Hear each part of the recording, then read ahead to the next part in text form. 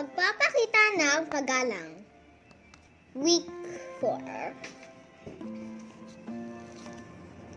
Gawain sa pagkatutabilangon, kopyahin at sagutin ang gawain sa iyong sasagutang papel. Kulayan mo ng dilaw ang mga parirala sa loob ng kahon.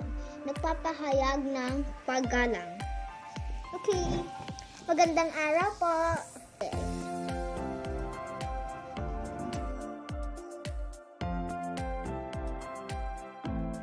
Paunmanhin po.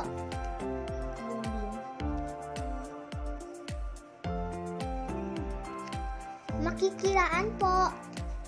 Oh my God. Paalam na po.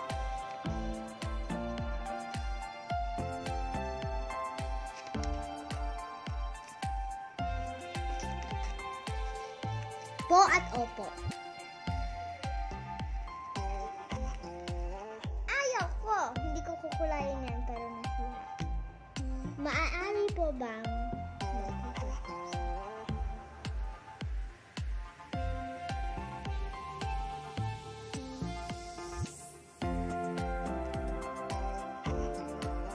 salamat po.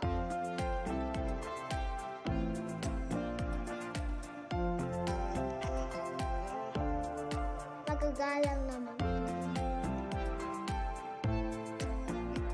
Sa loob ng silid-aralan. Isang tagpo sa loob ng silid-aralan. Habang naghahanda ang mag-aaral sa pagdidiriwang ng buwan ng wika.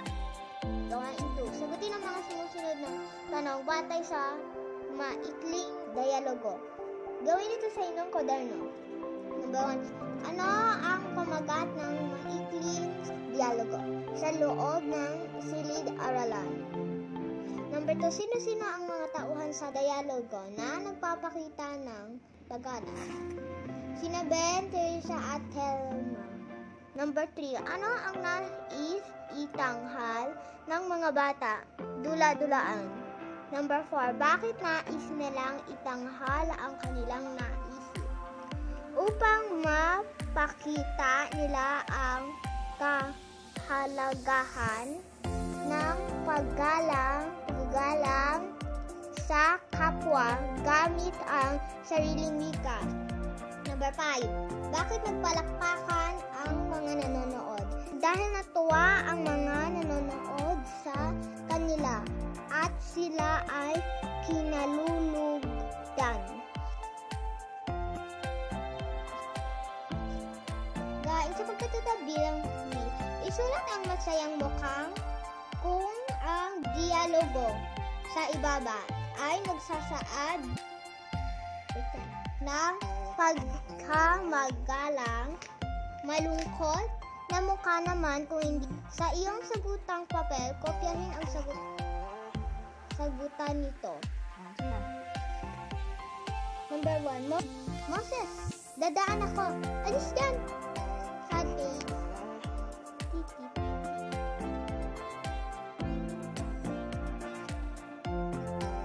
Number 2. Magandang umaga, kaibigan.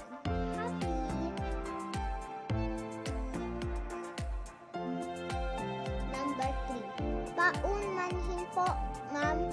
Hindi na po mauulit. Happy din. Number 4. Hindi naman masarap itong binigay mo. Sad face. Number 5. Aling Belen, pwede po ba akong makisalok ng tubig?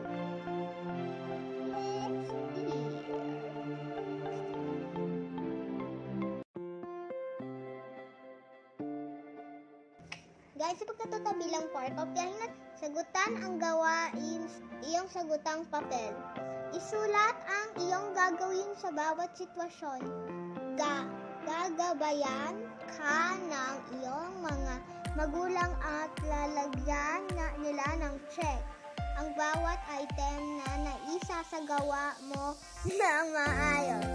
Letrang A naman ang isusulat nila kung nagkaroon. Nasalubong mo ang iyong guro. Ano ang sasabihin mo? Magandang umaga po!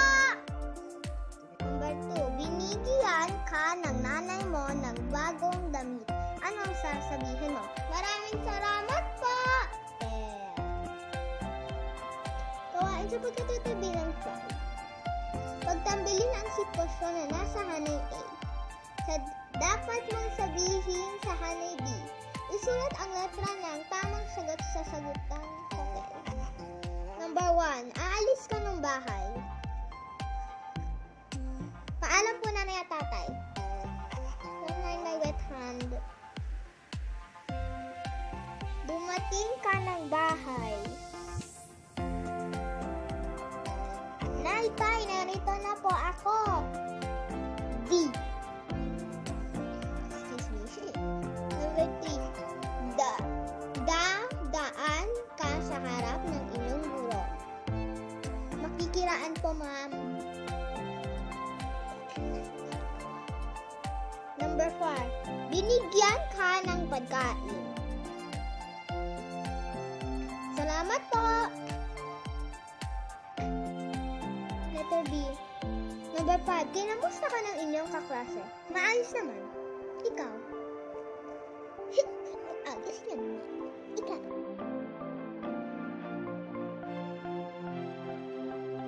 Gawin sa pagkatuto bilang 6. Kopyahin at sagutan ang gawain sa iyong sagutang papel. Kulayan ang pangungusap ng pula kung ito ay nagpapakita ng paggalang sa kapwa. Dilaw naman kung hindi. Number 1. Salamat po! Salamat po!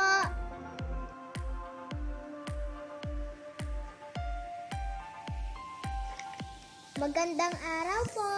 Unulit. Straight, beautiful line.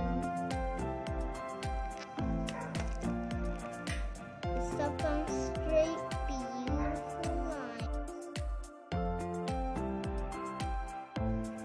Number 4. Uy, tara na! Uy, tara na! Uy, tara na! Number 5. Paalam na ng mga kaklase. Paalam ng mga kaklase.